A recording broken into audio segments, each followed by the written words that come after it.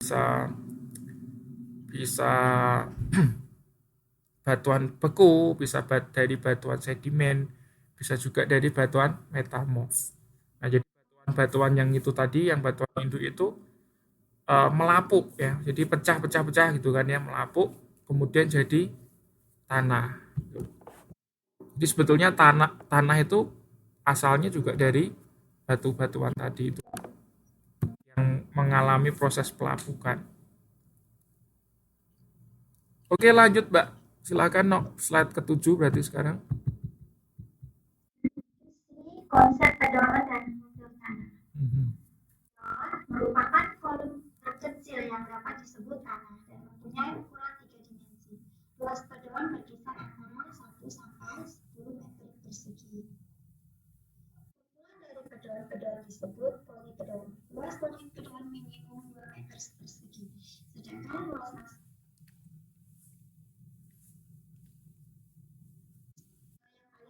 paling terkecil itu 2 meter persegi. Sedangkan yang terbesar itu maksimumnya 4 meter. Ini ada gambar pedoman bisa dilihat A dan juga pedoman C.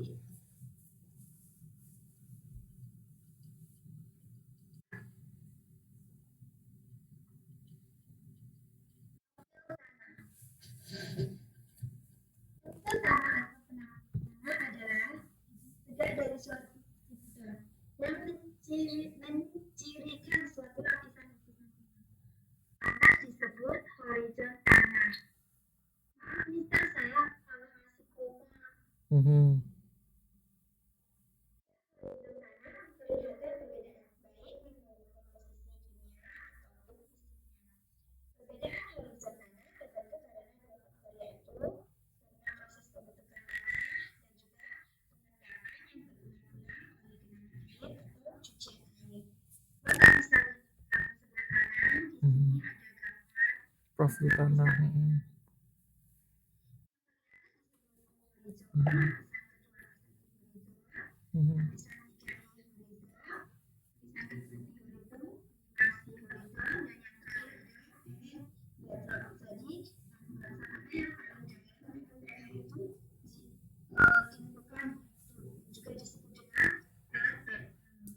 Mhm.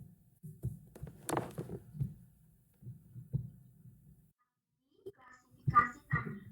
Sistem klasifikasi tanah alami yang ada di dunia ini terdiri dari berbagai macam.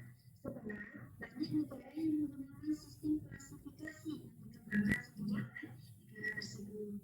Nama golongan tanah dengan menyebutkan kata stone merupakan singkatan dari kata latin yaitu sol adalah kedalaman efektif tanah yang sedapat beberapa jenis tanah. Di sini ada 3 jenis tanah, Mbak. Yang pertama adalah tanah gambut, yang kedua tanah endapan, yang ketiga tanah dari perbukitan dan pengertiannya. Ada jenis-jenis tanah. Yang pertama adalah tanah gambut yang juga bisa disebut dengan tanah organosum. Tanah organosum adalah jenis tanah yang belum disebut untuk bercocok tanam. Tanah ini merupakan hasil bentukan pelapukan tumbuhan bawah. Bapak coba lihat gambar di sini adalah jenis tanah gambut yang bisa disebut organosum. Ya itu kayak gitu.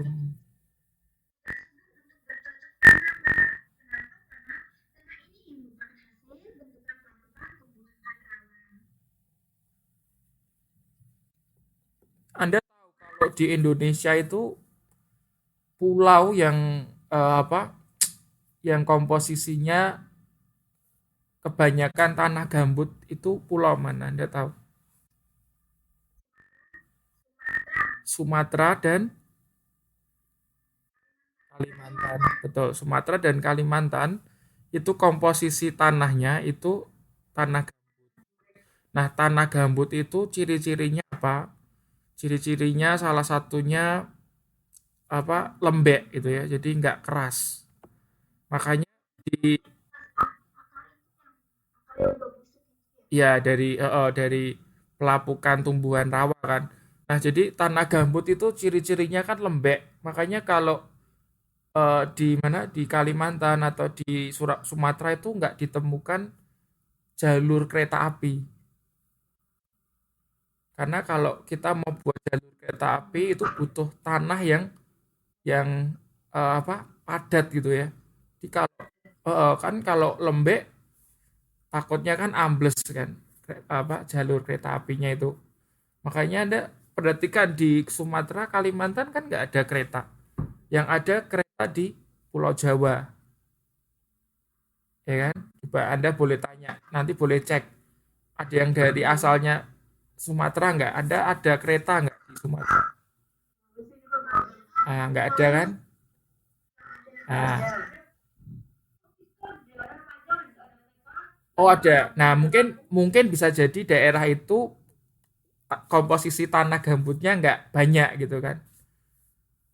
Jadi mungkin yang di daerah situ komposisi tanahnya yang keras gitu loh, yang model lainnya lah ya. Nah, terus ciri yang kedua apa? Ciri yang kedua tanah gambut itu mudah terbakar. Nah, makanya kan Pulau Sumatera dan Kalimantan itu sering terjadi kebakaran. Nah, itu karena pengaruh dari tanahnya sendiri gitu loh.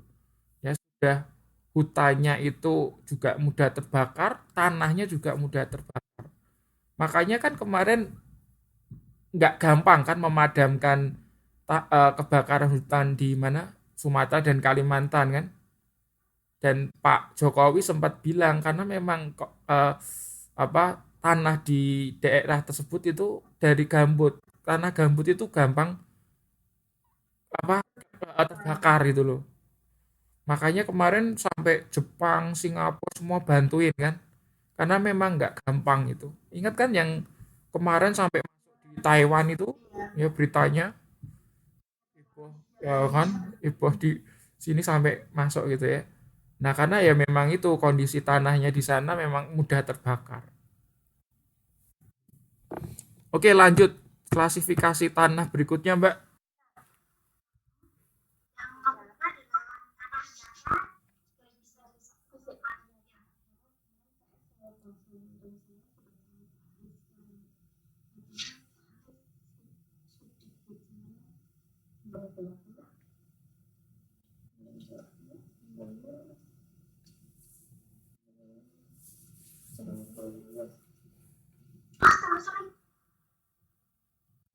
Oh karena Pak Arisnya ya nggak bisa ya. Nggak apa-apa. Eh, nggak apa-apa.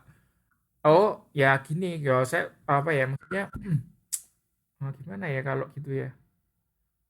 Suruh cari guru lagi lah. Orang gurunya juga banyak kan.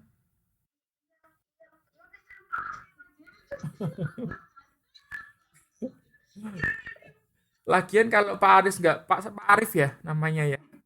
Pak Arif nggak Pak Aris ya. Pak Aris nggak bisa cari siapa masa yang nggak bisa. Siapa?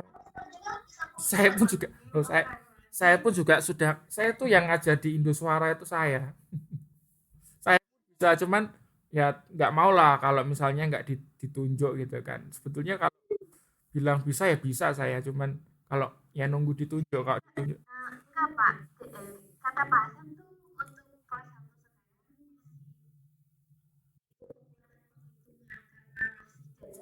Oh. Oke, oke, oke, oke, oke. Paham, paham, paham, paham. Oh,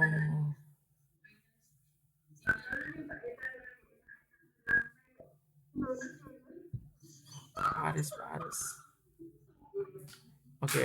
Ya, kalau seperti itu sementara yang itu ya belajar otodidak atau kalau mau ya private gitu kan. Ikut kelas private di Indoswara gitu kan bisa juga. Oke, boleh dilanjut ya? Oke, silakan tanah endapan.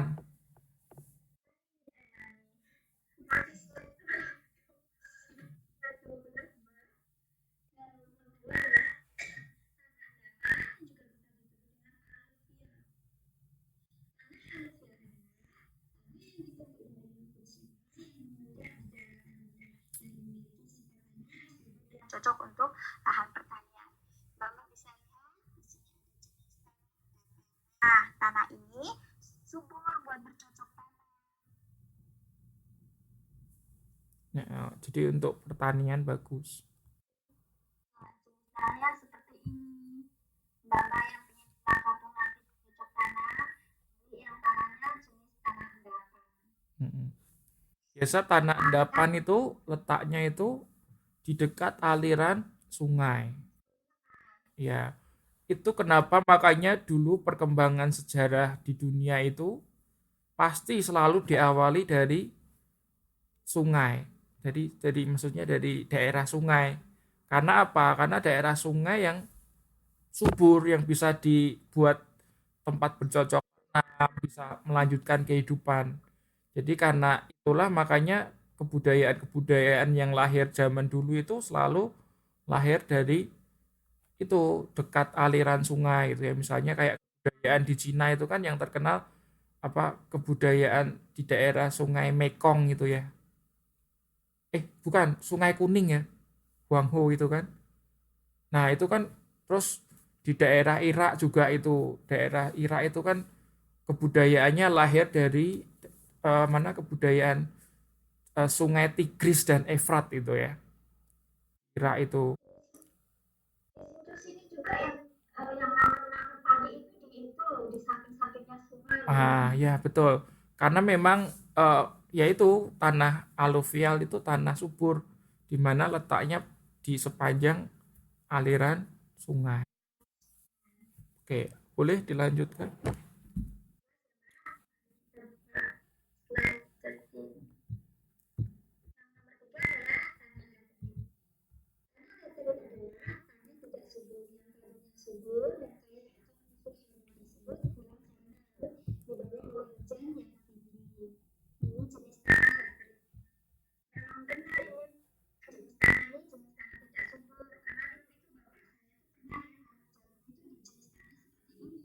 Mm-mm.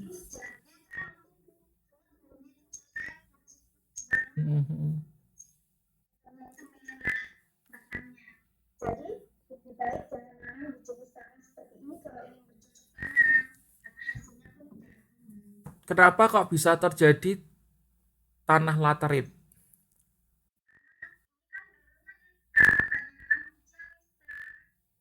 Terus? Terus kalau longsor kan longsor. Kenapa kok bisa menyebabkan tanahnya tidak subur?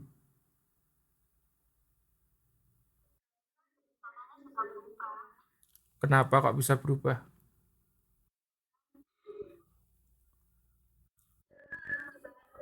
Nah, jadi sebetulnya bukan karena longsornya, tapi karena itu curah hujannya itu melarutkan unsur hara. Jadi unsur-unsur di dalam tanah, terutama unsur hara itu yang larut gitu loh. Jadi bukan tanah longsornya yang eh, menyebabkan tanahnya itu tidak subur. Terus kira-kira gimana cara menanggulangi supaya tanah yang awalnya subur itu tidak menjadi tanah laterit?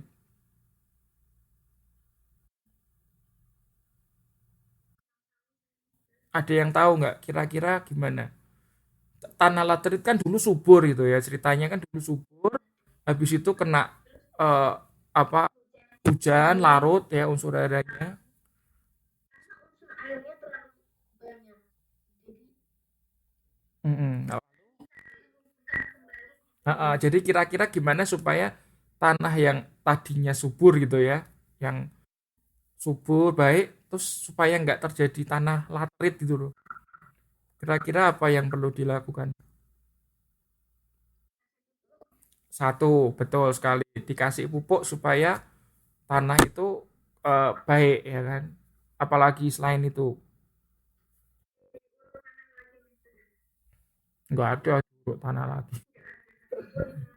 Oke, jadi gini kan, tadi kan unsur hara ya kan, gimana supaya tidak larut gitu ya, ya harusnya atasnya ditanami dengan ya jadi supaya oh, oh.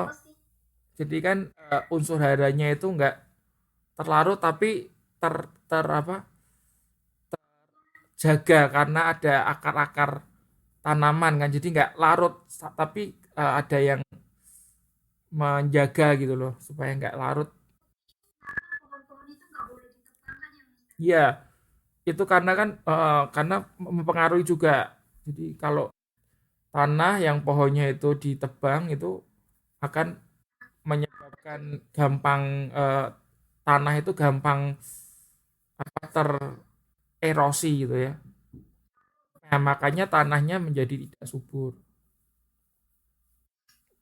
Terus bisa juga perlakuan yang bisa dilakukan supaya tetap subur itu misalnya nih menanam gitu ya. Itu jangan kalau jagung-jagung terus itu loh. Tapi kalau bisa dikombinasikan gitu. Mungkin tahun ini jagung, tahun berikutnya mungkin diganti lagi apa gitu loh. Karena apa? Karena ada beberapa jenis tumbuhan itu yang menyerap unsur-unsur tertentu gitu kan. Nah, Anda bisa bayangkan kalau sebuah tanah kemudian ditanami itu terus gitu ya. Pasti kan unsur yang akan hilang itu terus gitu ya. Tapi kalau kita variasi kan enggak. Jadi ini menjaga supaya unsur-unsur dalam tanah itu tetap stabil gitu. Jadi menanamnya berganti-ganti. Itu juga salah satu strategi atau teknik yang kita bisa lakukan untuk menjaga kesuburan tanah. Ya, oke lanjut Mbak. Terakhir ini ya kayaknya ya.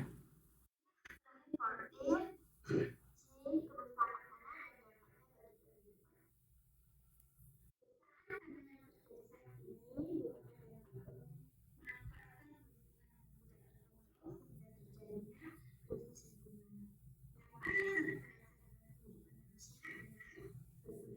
lokasi produksi, lokasi produksi kebutuhan migrasi. Hal yang menyangkut dengan pertanian manusia, seperti sayur-sayuran, buah-buahan, padi, jagung, untuk kita lihat gambarnya, di sini adalah gambar misalkan tanam berbeda. Biasanya seperti ini juga terjadi karena pembakaran sangat tinggi, pembakaran sangat panjang. Betul, salah satunya penyebabnya juga bisa karena kekurangan air ya, kekeringan. Ya, itu kayaknya salah itu, bukan agresi itu. Agraris itu harusnya. Iya, enggak. Ya kan agresi enggak ada.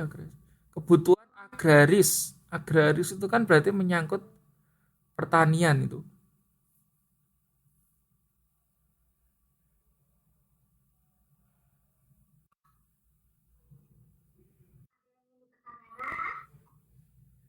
Ya, ada yang mau tanya mengenai pedosfer?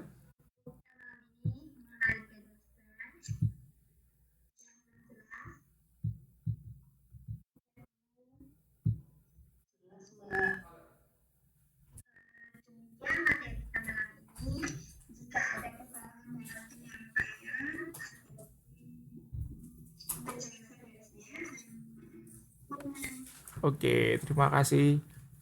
Ya, jadi itu aja mungkin. Terus nanti kita masih ada satu kali lagi pertemuan tanggal berapa ya? Tanggal 15 berarti nanti itu Mbak Eka akan presentasi mengenai gejala hidrosfer.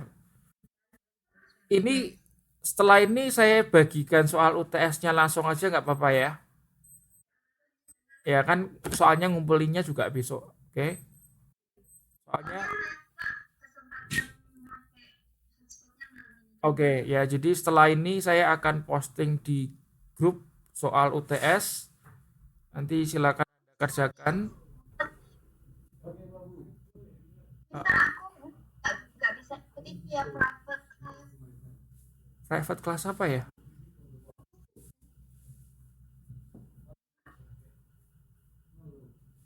Oh, oke oke. Gampang lah itu ya.